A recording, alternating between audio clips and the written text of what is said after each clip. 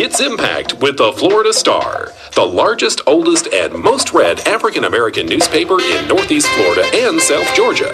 And now, here's the host, the publisher of the award-winning Florida Star, Clara McLaughlin.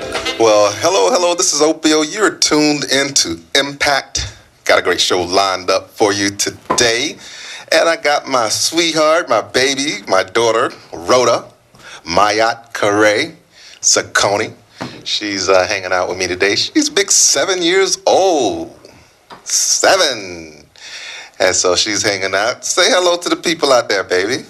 Hello. Come over here. Say hello to the people. Let them hear the beautiful, strong sister right here. Say hello. Hello. All right. Okay.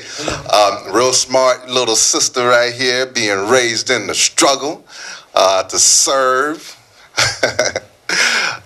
That's what we have to do, man. We have to make sure that those of you who care and want to get out there and fight the good fight have a whole bunch of babies so we can put them out there in the world to make the world better. All right. Make sure y'all pick up a copy of the Florida Star. Tomorrow we're going to be breaking a story. So you want to pick up the Florida Star newspaper tomorrow. All right. This is campaign time right now as well. And you know, on the 30th, that's the final day to vote. We're right in the middle of early voting season. I mean, we got debates going on, and people are fighting all the way up to the day. So y'all make sure you get out there and vote. Get out there and vote. You see something, you want to make a change, you vote. And you encourage other people to do the same. We got so much work to do. Right now, there's a debate going on at JU, and that's the congressional debate. And actually, we have my friend Denise Hunt. She is there at the event, and she is on the phone right now. Denise, how are you? I'm doing fine. I'm excited. I'm here at JU at the Public Policy Institute at Bush University, witnessing the Honorable Corrine Brown, LaShonda Holloway, and Honorable Al Lawson tonight in the congressional debate for the 5th District of Florida. Okay, tell us what you're seeing. What's going down? Any questions asked? Are they directly in the middle? I see pretty much an almost packed audience. Everybody seems excited. I saw Corrine in a beautiful white dress, LJ in her blue, and Lawson, he had on a suit, and he looked real statesman-like. They came out, and they started sparring from the beginning. So, Corrine Brown, that's the home girl, the incumbent. She's been around for a long time, and, you know, her motto is, I deliver. Then you have Holloway. She's from here as well, and I think she's part of a political family. I think her mom or dad or somebody was in the politics here in Jacksonville. And then you have Lawson. Lawson is from, he represents the area over there in Tallahassee, which is now a part of Corrine's district. Boy, he has an uphill battle. How's he sounding? Well, he's coming out attacking from the beginning. He wanted to attack on the fact about trust. He established that. He felt like she shouldn't have ran in the district. He obviously was very disgruntled about that. He felt that she should have, recused herself. And LJ basically went in on her about the grand jury comes back with a 92% conviction rate. And so they started off right from the beginning sparring. And Corrine is fighting back? Well, of course. I mean, she kind of went over her time a little bit, but she said the record speaks for itself. She started naming where all the money had went in the slush fund. She told Kent Justice, if someone had described you as a pedophile, you looked at me crazy, thinking that I just came up with that without any fact. So she asked that the media, is the fourth part of the government, that they should do their facts. So it was very intense. It got pumping right away. What's the audience response? Well, the audience was kind of subdued. I walked out just as they were getting pumped up about getting into policy issues to come out talk to you. So everybody seems excited. LJ Holloway's group is here. Congresswoman Corrine Brown got the Corrine Delivers T-shirt. Al Larson, I didn't see a lot of people here with him, but I did see a lot of signs out in the front. Now, Al Larson, I think what he's going to try to do, he's going to try to get those votes that's not going to vote for the Corrine anyway. He's going to get those white liberals. He's going to get the people that live on the fringes of Jacksonville. He's going to get people all the way up, try to get people all the way up in his district. He'll get people here that feel that, he'll try to figure out a way to get some of those votes there. Holloway, she has to go directly in Corrine Brown's backyard, and which is her backyard as well, because she's from here, and she has to pull from the same people that Corrine Brown pulls from, and she is, I think she's polling very low right now. Yeah, I can hear Corrine's voice all the way out here in the hallway, so I know she's getting turned up, as they say. But LJ, one of the things LJ is attacking her on is being a career politician recycled with the same events. They also talked about whether Black Lives Matter was a terrorist organization, and Al Lawson said that he didn't believe that it was mostly our children, grandchildren, and that all lives matter, certainly blue lives matter. Oh, goodness. Pretty much everybody echoed the same thing, but Corrine said Black lives do matter, and they made a statement, and of course all lives should matter. So it was an interesting take on the Black Lives Matter movement. Yeah, when people say Black Lives Matter, that means Black Lives Matter too. That's what it means. When people say blue lives matter and all lives matter, what they're really doing is taking a shot at Black Lives Matter, because they have been so successful in getting out there and bringing the issue of police brutality and police murders in front of the public, and willing to go out there and fight. And so then you get these weak police officers, well, we can do a blue lives matter. You might as well say white lives matter. Go ahead and say that. Right. It's the same. And when somebody say, all lives matter, that's like them saying all lives matter except Black Lives Matter, because it puts us right back to where we were. So that's interesting that they would say that, because I guess John Rutherford, the former sheriff, just came out and said that Black Lives Matter is a hate group, and I guess he want to spend some time trying to get some of those conservative votes. And all you black people out there love Rutherford. Well, that's what he think about you and your children and all that. Anytime you say black, you think, oh, wait a minute, this is a hate group. Anytime you say black. Well, it's interesting that they don't talk about that when they talk about the KKK. How much time do they spend on the KKK? That is the real racist, that's a real terrorist organization that's caused this country more problems than ISIS. That's a fact. And so it's just so interesting. And right now, black people, we're a lot more educated. We understand what code words are, and we know what the deal is. And so, you can shake some of these white politicians upside down, and they're going to have a KKK card fall out of their jacket. We know how that goes. And so we're fighting, period. It ain't no other way around it. So all the black people you don't want to fight, you're going to have to fight. Well, don't fight. They're still going to punch you in your face, so you might as well fight back. Am I right there, Miss Denise Hunt? Oh, absolutely. I believe in the Second Amendment, gun rights, and I believe that everybody has a right to bear arms. And because the black man doesn't have that, he has no real defense in view of all this police brutality. So I don't want our gun rights taken from us, but I do believe in sensible gun rights.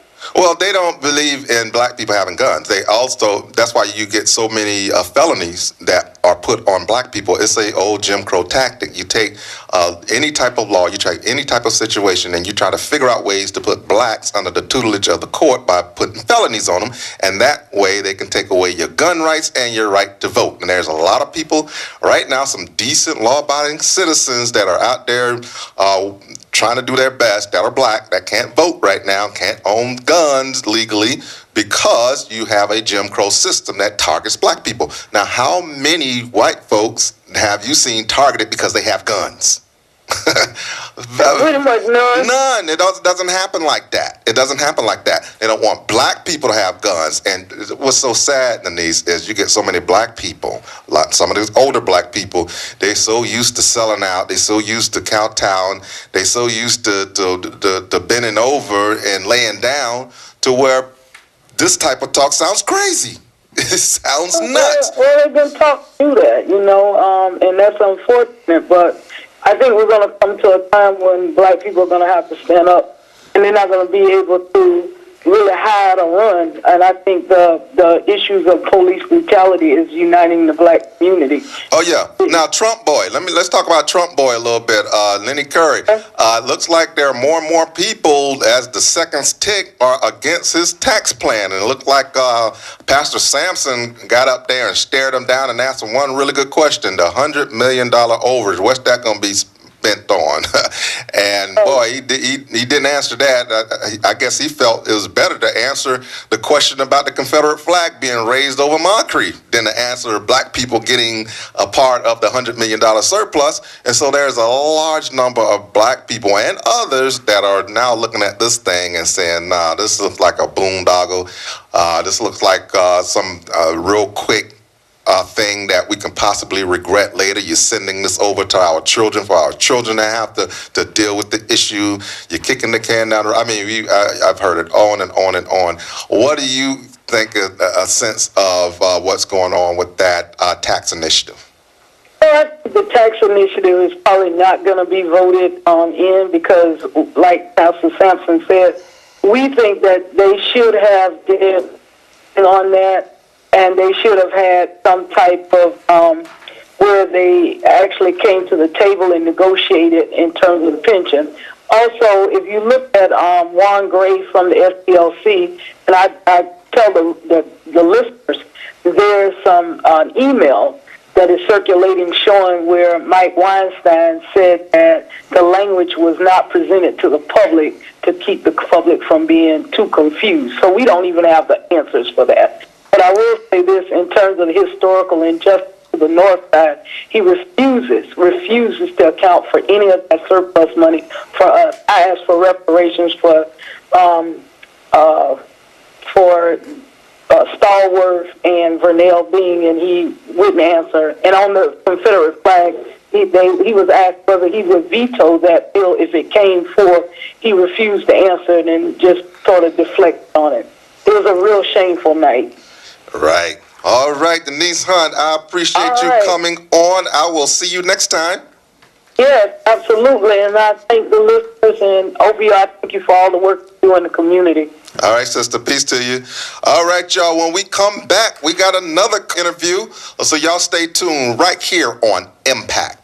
Now you know the Florida Star, Northeast Florida's largest and oldest, most read African-American newspaper, serving since 1951 in more than 200 locations. The Florida Star, news you can use, news you can trust, the people's choice, striving to make a difference. The Florida Star is serving over 230,000 African-Americans living in Northeast Florida that generate $5.2 billion in buying power. Read the Florida Star weekly newspaper and find out where your money's being spent and on what. Read the Florida Star and learn what your city and state representatives are doing on your behalf. Read the Florida Star and learn how to support your neighborhood businesses. Read the Florida Star and learn how to receive city health and community services. The Florida Star received the first Eagle Award by the Jacksonville Sheriff's Office for being most factual. The Florida Star solely addresses issues of concerns for African Americans. The Florida Star carries local, state, national, and international news regarding African Americans. Subscribe today at 904-766-8834. The Florida Star, speaking truth to power. All right. The Florida Star. Make sure you pick it up. We've been around since 1951, and we got a scoop tomorrow. So y'all make sure you'll go out and pick up the Florida Star newspaper. We got a story in there that no other media outlet has. And so you have to go pick it up tomorrow to find out what it is. I'm in the studio with my sweetheart. My daughter, it's her 7th birthday. This is Rodaa, my Aunt Rodaa Sokoni. Rodaa is named after a sister of mine that died before I was born. Rodaa is the most incredible little sister. My Aunt Rodaa, Truth and the Soul of the Sun. That was Hatshepsut's crown name. That was her the name that she used, and she ruled over Egypt. So that's her middle names right there. Rodaa, what grade are you in? I'm in 2nd grade. All right. And so what you want to be when you grew up? I want to be a teacher. You reading any books right now? I'm reading Frindle, and I'm on chapter 6. All right, go ahead on, Rodaa. So you hanging out with me today so we can do this interview? Yes. All right, good. All right, y'all. I got Patricia Brooks on. She is the part of Mad Moms and Moms on a Mission. Patricia, how are you? Yes, you have me on. All right, all right. Tell us a little bit about who you are and tell us about your organization. I'm with Mad Moms, Mothers on a Mission, and what we do is we do like mostly goodwill charity, like sending mail or stamps or envelopes and stuff like that, helping out people that's incarcerated that our sweet state attorney's office have really imposed harsh sentences on a lot of them that really hadn't did too much of nothing, but they're in there for a lengthy time. So this is something that Mad Mom does when people feel that they can't get anyone to listen to them. They'll call or write Mad Moms, and what we do is we call the prisons if there's a problem with an inmate for the family, and various things like that. You know, we're not just mad about incarceration. It's like one of my Mad Moms said, Miss Russell, she was saying that we shouldn't just be mad about what's going on in the courtrooms. We should be mad about these communities and these apartment complexes that our mayors and our representatives are just ignoring. You know, it's interesting, and the reason I love you guys because you guys supported me when I was the SCLC president. I think I had one event, I forget what event it was, and you guys all showed up with your signs. I was like, oh, thank goodness. I was so happy when you guys showed up about a year and a half ago. But what's interesting is that you get so many organizations like yours who deal with the issues of the criminal justice system, and some of them, they be so government loaded that they don't go out and criticize the prosecutor's office or the public defender's office or the police and the mayor's office. They don't do that. And a lot of times it's because they get monies and they have certain types of relationships. And, you know, I ain't mad at nobody, but I love that you guys care deeply about the people that are behind the walls. Yeah, well, we basically work in the trenches. A lot of people don't realize that we're advocates, and we're looking for more people more mothers that's mad about what's going on in the judicial system. Mm-hmm. A lot of times us as mothers think that we're the only ones that's going through what they're going through. Frankly, there's a lot of mothers out here that suffering, having to pay Johnny Goody, which is our jailhouse now, the money that we pay them for phone calls and food. A lot of people don't realize we pay hospitals, like if the inmate goes to the doctor, money comes out of their money that we send them. So we're constantly paying for our children to be incarcerated. Right, right. And so, we go out, we'll help anyone. So, anyone, if you're rallying for something, we're on the corner. We just don't sit back and be mad just about what's going on in the courthouse. Mm-hmm. I mean, we're really upset about what's happening to our children. And if we don't stand for something, we'll fall for anything. That's right. That's right. Now, they got a state's attorney race. Tell me what you think about the candidates and the possible outcome. Well, I'm going to say out of the two that's running, because I really feel like there's only two running, in that Westside and Melissa Nelson. Out of those two, I say hey, the best man wins, whoever is the strongest in the party.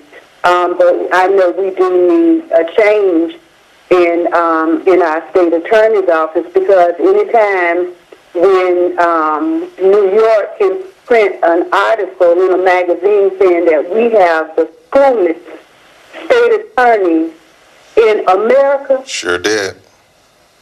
that is devastating. Right. And if these people in Jacksonville don't start standing up the way we were pushed out, the Democrats was pushed out from being able to vote her out, we're going to have a sad situation on our hands. If these people, if we don't get out and vote, a lot of us had to change our political parties just to be able to vote. And I've been taught, we had a meeting this Tuesday. I was talking to some of the ladies in there, and some of the people that didn't vote, didn't change their parties, he's not on their ballot. I have people to come to me and say, well, I'm not a Democrat or a Republican, I'll still be able to vote. I said, no, you won't be able to vote for her. Right. So with that being said, we need to stand up for something. Start looking at these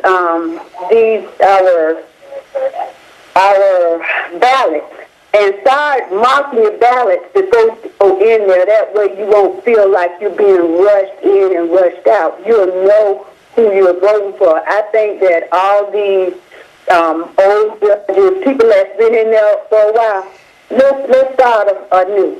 Give somebody else a chance, because a lot of them we have heard so much bad stuff about until it's unreal. Right. So I think that we need to make a fresh start and start getting some of these old ones out and putting some new ones in. That's just the bottom line. We done been tossed around, kicked around enough, and a lot of us are just still sitting on our hands or still asleep. Right. But when tragedy steps on your door, that's when you want to get out and hoop and holler. Don't wait until the storm comes to prepare your home for the storm.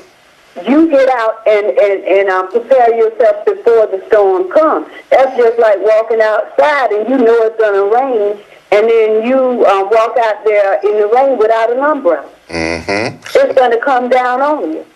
This is Opio. I am speaking with Patricia Brooks, Mad Moms, Mothers on a Mission. Before I let you go, give us the information on your organization. How can people get in contact with you? Yeah, they can go on my Facebook page. All they got to do is type in Mad Moms, Mothers on a Mission, and my Facebook page will pop up. And, if they need to contact me, they can call me at 904-894-7251. Get mad. Mad Mom. We're on a mission, and you need to join us. All right. I appreciate it, Ms. Brooks.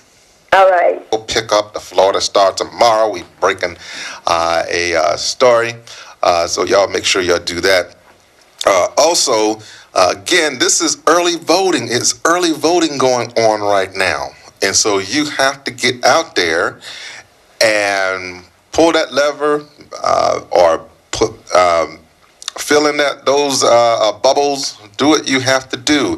And if you are a person because of a record that you cannot vote, this is what you do. You go out and get 5 or 10 other people, and you have them pledge to you that they will go and vote. So since you can't, you encourage others to go vote, and you will actually have done something that is really against what those racist Jim Crow laws tried to put upon you. So that's the way you fight it back, by coming up with great ideas in order to beat that type of system. So again, now, if you can't vote as a result of this felony record, you call 5 or 10 people, and you ask them to get out and vote and pledge that they will vote. So that would, you as a system, get rid of one black person through the Jim Crow laws, well, then we got 5 or 10 that's going to vote in their place. And so that's how you end up beating that. And there are a number of people who can't vote who they're very much politically active. And if you understand that while they try to figure out so many different ways to get you not to vote, that should make you want to vote even more. It's a revolutionary act. It's an act that people have died for. And then I know there are some people, because I used to be this way, there are some people that they protest by not voting at all. I understand it. I totally understand it. But for those of you who are out there and understand the impact that you can have through voting and all of the different ways that they use the statistics as a result of you voting, then you'll kind of get the idea of why you need to be out there voting. All right, let me get out of here. I would like to say happy birthday again to my sweet daughter, and I love you, Rodaa Sokoni, Sokoni.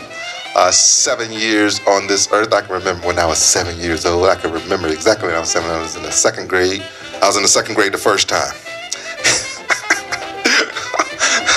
All right, y'all, I got to get out of here. Y'all make sure y'all pick up about the Florida Star and continue to watch 18.2 Star TV. And those of you who believe that you have a television face and you have the things that it takes, we're looking for a couple shows. So give us a call. Make sure you come with your sponsorship, and we will make you big as long as you have something great that you can give out to the people. We don't want just anything. We want something that's going to feed the people. Well, I'm out of here. This is Opio. We will see you next time on Impact.